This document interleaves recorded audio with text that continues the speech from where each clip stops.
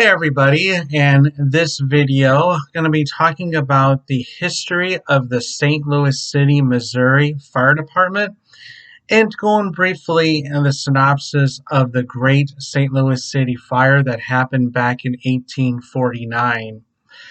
When I was a kid, and this is like way back in the 1980s, I actually lived in the city of St. Louis. And my parents and I lived in separate areas of the St. Louis area. The first area was the Central West End, and the second area was the downtown area, which we were kind of on the north side of downtown. And if any of you that are watching this video from St. Louis or know about St. Louis, I actually lived in the Columbus Square area at that time. The apartment complex was known as the Columbus Square. And if you're not familiar with that area, it's actually the apartment complex directly across the street from the stadium. That is the St. Louis Stadium right off of Cole Street. That apartment complex is where I actually lived. And when I was a kid, I started getting involved or had an interest in public safety from the police, EMS, Mercy Medical Services, to the fire department. And I really had an interest in the St. Louis City Fire Department. My father had a police scanner, and it was really interesting because my dad was into the fire calls, police calls. And when we moved into the St. Louis area, I found the frequency to the St. Louis City Fire Department and started listening to them. And I really got into it. I really did, listening to all the different calls. I actually sat there with a notebook and recorded the calls, where they're located, and stars if they were close to my area. And I didn't really listen to the police department because at that time they didn't really have the frequencies out for the police department. I just mostly listened to the fire department. And it was just really, really interesting. And one day I decided just to write a letter. Here I am being a kid, writing a letter to the St. Louis Fire Department just to get some general information. And got this really nice letter from the deputy chief, and said, maybe one day you could come over here, take a look at the headquarters and the dispatch area. I never did. I wish I did at the time, but I just didn't get around it at that time. So they did send me a patch. I wish I had a picture of the actual patch, but I do have some pictures of patches I will share in just a few minutes and kind of just talk about those just really briefly. But they sent me this. He sent me this nice letter introducing himself, and then say if you would like to have a tour of the headquarters or the dispatch, the academy, feel free to contact me. And again, I was just a kid. I wish I would have, because it would have been a neat sight to see. And then he sent me a shoulder patch. But like I said, I just never got the chance to do that. However, we did drive, since when we moved to the Columbus Square area, we were actually just about a mile or two from the headquarters. So my dad used to drive me out there and just take a look at see if they were doing any kind of training or anything like that. So, and also while we were living in the downtown area, I actually walked, and it was on the far north side of the downtown, all the way down to, at that time, where Busch Stadium used to sit. And there was a fire station out there which covers downtown, which is station house number 2. And I used to walk all the way down there and just hoping and praying that a fire truck would just roll out of the doors, or an ambulance or something. But it never happened. But that was a point where I used to turn around and walk all the way back. So I actually went from the far north side to the south side of downtown, and I was just a kid back in those days. But I was always an interest into the fire department. and waiting to see if they would come out of their quarters. When we lived in the Central West End, we were a little bit further away from a fire department, so I could not walk to it. It wouldn't have been good walking distance, but it was Station 28. If you're familiar with that, they cover the Central West End. But very briefly, I did find some patches. Like I said, they sent me a shoulder patch for some reason. I can't find it. So, but I apologize if this is coming upside down or backwards. But that's the original. To this day, the firefighters wear this on their shoulder patches. This is their fire department logo, and then individual fire departments have their own patches, which is really interesting. Like for instance, I'm just trying to. Here's one right here. This is actually the Station 29's patch. And the reason why some of them have their own patches because they do special assignments. Like Station 29, they're in charge of the hazmat division. Here's Engine 9's patch. And let's see what else is out there.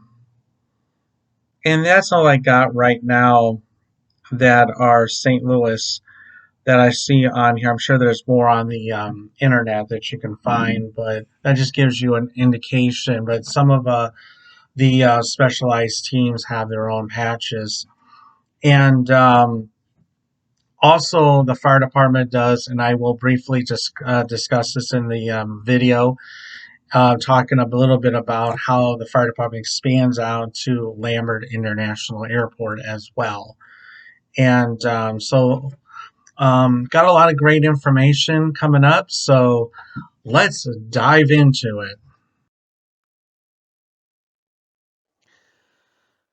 Did you know the St. Louis City Fire Department started out as a volunteer corps? The members of the department were appointed by the mayor to respond to fires. This volunteer corps was known as the Mound City. Each member of the corps was assigned a leather bucket and a badge of white muslin. The name on the muslin was the name of the district they were responsible for. When the alarm was activated, the volunteers would respond from home, secure their bucket, and attach their white muslin before they respond to the fire. I thought this would be an interesting to share. Here are some names of the different districts that are on the members' white muslin. Washington Company 3 was known as Vini, Vidi, Vici. Liberty Company 6, We Conquer to Save. Mound Company 9, We Fly to Succor and Save. Laclede Company 10, Bon Accord. And Lafayette Hook and Ladder 1, Public Servants, Not Hirelings, and this was the only hook and ladder on the volunteer corps. On September 14th, 1857, the fire department became paid. St. Louis became the second oldest career fire department in the United States. By 1910, 51 horse-drawn steam companies existed. Here is an image of some horse-drawn steam companies. 17 hook and ladder companies, 11 district chiefs, deputy chief, master mechanic, and a fire chief. In 1910, the fire department started bringing in motorized apparatuses to replace the horse-drawn steam engines. On March 25, 1927, ended the horse-drawn steam engine. This image shows the first motorized apparatus being used in the St. Louis Fire Department. Beginning of July 16, 1926, the St. Louis Fire Department Training School was organized. Then on August 6, 1942, the fire department was reorganized into 9 districts. A battalion chief has been assigned to each district. There are 43 engine companies, 23 hook and ladder companies, 12 hose wagons, and a rescue squad. On January 8, 1958, the St. Louis Fire Department expanded out to Lambert International Airport to take over the firefighting and rescue services. Here is an image of an airport fire truck known as a crash truck rescue unit. In September 1971, the city's ambulance service went into service. Here is an image of what the city's ambulance service looked like. The city's ambulance service was under the guidance of the St. Louis Health and Hospital Division. On April 19, 1997, Emergency Medical Services was incorporated into the St. Louis Fire Department, which established the Bureau of Emergency Medical Services. The fire department established the second oldest fire academy in the United States. Here is an image of what the fire academy looks like. Recruits attend the academy for 3 months to learn about fire safety, general safety, fire extinguisher systems, hydraulics, vehicle extrication, physical endurance, and CPR and first aid. Currently, emergency medical technicians and paramedics attend the academy for 2 weeks to recertify and keep up with their trainings. Also, all specialized units conduct their training here at the academy. Today, the fire department is responsible for 66.6 square miles with a population over 280,000. Here are some of the specialized units the fire department has to offer: airport firefighting, hazardous materials, marine unit, dive and water rescue, high angle rope rescue, and trench and collapse rescue. Here is the current layout of the department: a chief, a deputy chief, emergency medical services, prevention, communications, support services, fire inspection, fire investigations, and fire suppression. Also, there are currently 7 battalions, 36 stations, 15 engines, 20 trucks, 2 rescue squads, 12 ambulances, 6 hook and ladders, 3 hazmat units, 2 fireboats, and a few support units. Fire Emergency Medical Service Communications is located at headquarters. This is known as fire alarm. Here is an image of the headquarters. Here are some images of current apparatuses in the St. Louis Fire Department. Here is Rescue Squad 2,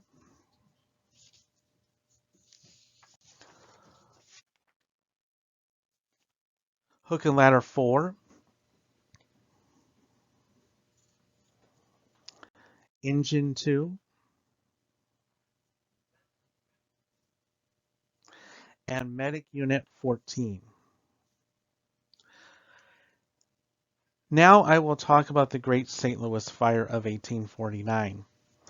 The Great St. Louis Fire started on May 17, 1849, when a paddle wheeler known as White Cloud caught on fire from a burning mattress that was docked along the riverfront. A crew extinguished the mattress and extinguished the fire. However, the embers spread due to high winds to other paddle boats that caused them to catch on fire. In addition, the fire also spread into the downtown area and the businesses located in the Laclede's Landing neighborhood. The fire lasted 11 hours, destroying 23 paddle wheelers and 430 buildings. The cost of the damage was over $5 million. This incident claimed the lives of 43,000 people. Here is an image of what it possibly looked like during the Great Fire. This fire implemented strict fire codes which required the use of fire-resistant materials. Also, the fire helped improve the firefighting infrastructure and established a more organized and equipped fire department within the St. Louis Fire Department. Thank you for taking the time to listening and watching this video.